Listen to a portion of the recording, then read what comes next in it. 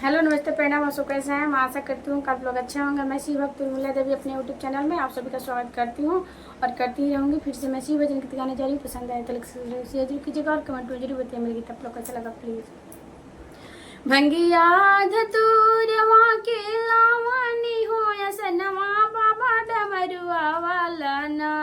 भंगिया धतूरवा के लावनी हो असनिया बाबा डमरुआ वाला ना। काजन सुन बाकी ना पुकार वाहो डमरुआ वाला ना। काजन सुन बाकी ना पुकार वाहो डमरुआ वाला ना। बाबा बैजुनाथ धाम के लावने सनिया बाबा डमरुआ वाला ना। बाबा विश्वनाथ धाम के लावने सनिया बाबा डमरुआ वाला ना। काजन सुन बाकी ना पुकार वाहो डमरुआ वाला ना। काजन सुन बाकी ना पुकार वाहो डमरुआ वाला ना। भंगिया धतूरवा के लावनी हो सनिया बाबा बोलवा वाला ना। बाबा बोलवा वाला ना। काजन सुन बाकी ना पुकार वाहो बोलवा वाला ना। बाबा गुप्ता धाम के लावनी सनिया बाबा बोलवा वाला ना।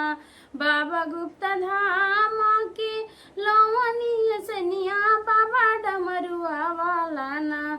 काजन सुनी बाकी ना पुकार वाहो डमरुआ वाला ना। काजन सुन बाकी ना पुकार वाहो बोलवा वाला ना। भंगिया धतूरवा के लावनी हो सनवा बाबा त्रिशूलवा वाला ना।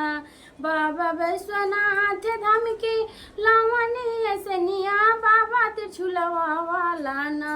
काजन सुन बाकी ना पुकार वाहो त्रिशूलवा वाला ना। काजन सुन बाकी ना पुकार वाहो त्रिशूलवा वाला ना।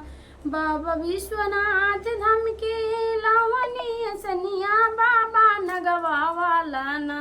काजन सुन बाकी ना पुकार वहो नगवा वाला ना। काजन सुन बाकी ना पुकार वहो नगवा वाला ना। भंगिया धतूरवा के लावनी हो सनवा बाबा डमरुआ वाला ना। काजन सुनी बाकी ना पुकार वह डमरुआ वाला ना। काजन सुनी बाकी ना पुकार वह डमरुआ वाला ना।